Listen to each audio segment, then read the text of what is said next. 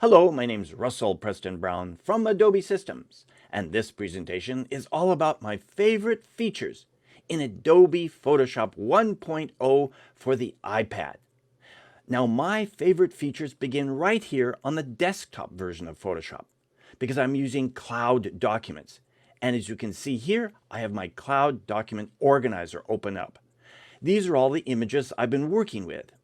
I can actually go into a folder right here and look at the images I'm going to open up on the iPad and show you some of my favorite features.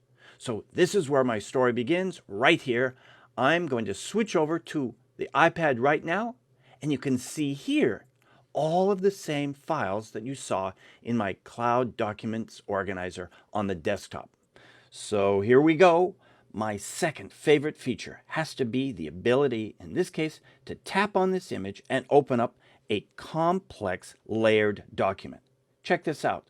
I've got multiple layers in multiple groups, and I can scroll down and see all of these different elements.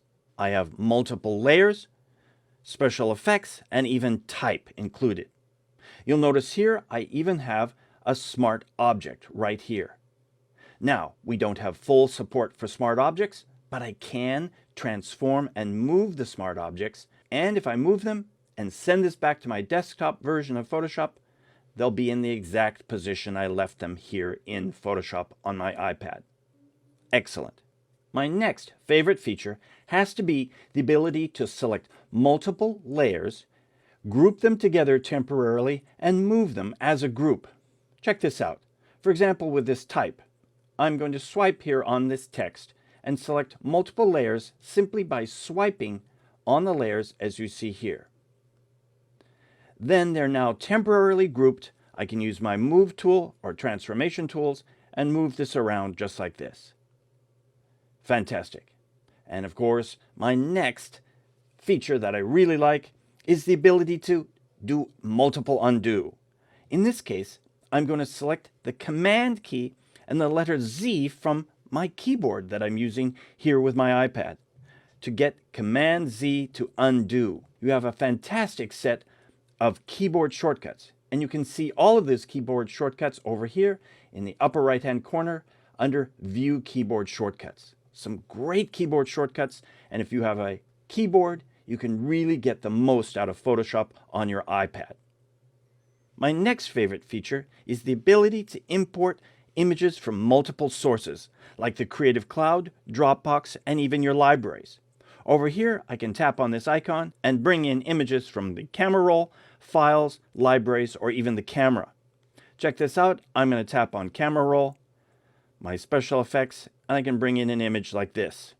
I then can scale it and rotate the image like this and position it. Of course, after you're done, you'd want to be able to apply a blend mode. I'm going to go right over here to my layer properties right here and apply a blend mode. In this case, let's use the classic screen just like that. Excellent. And you're done. Next, let's talk about the essential selection tools. I'm going to go down here to this image right here, tap on it. Then I'm going over to my tools over here, double tapping, and for example, selecting the rectangular marquee. So you have your essential tools for making a selection. And once you've made that selection, you can easily mask it just like this. Speaking of masking, let's take a look at some of the essential tools right over here. When I mask, I like to load a selection, and that's critical. Right here, I can load as selection. Let's try a little project here. Let's create a new layer, just like this, and let's fill this current selection with black, for example. I'm going to go ahead and select my bucket tool, tap on the screen, and fill that with black. Next, I'm going to change the stacking order of these two layers right here. Then I'm going to select deselect down here at the base. Now here comes one of my favorite features. Of course, it's another keyboard shortcut. I'm going to select the arrow tool here at the top. Then I'm going to select the Shift key and the arrow to the right. Check this out. I can nudge layers accurately with my arrow keys on a keyboard. That is really, really fantastic. So that is definitely one of my favorite features, the ability to nudge layers with a keyboard. Let's then check out this feature. Once you've created a layer, in this case filled with black, I like to soften that a bit with a Gaussian blur. Tapping here, I can then run a Gaussian blur on a layer. Another essential tool for creating masks and special effects is Gaussian blur, and it's here in Photoshop for the iPad. I'm going to select Done. That looks great. I can then reposition this, but I can also invert this current layer again with another amazing keyboard shortcut of Command I, just like that. I can then target this layer, transform it just slightly like this, select Done, and let's finish it off by changing its opacity. Of course, from our blending options here, I can then reduce its opacity like that. Done. Let's take a look at my next favorite feature that's all about masking. I'm going to hide my layer properties just like that. Let's go up here to the top. I'm going to come up here and turn on the visibility of this layer right here. Then I'm going to apply a mask to this layer like this. Then using one of my brushes here, in this case the splatter texture brush, I'm going to go in with black and start to paint here just like this.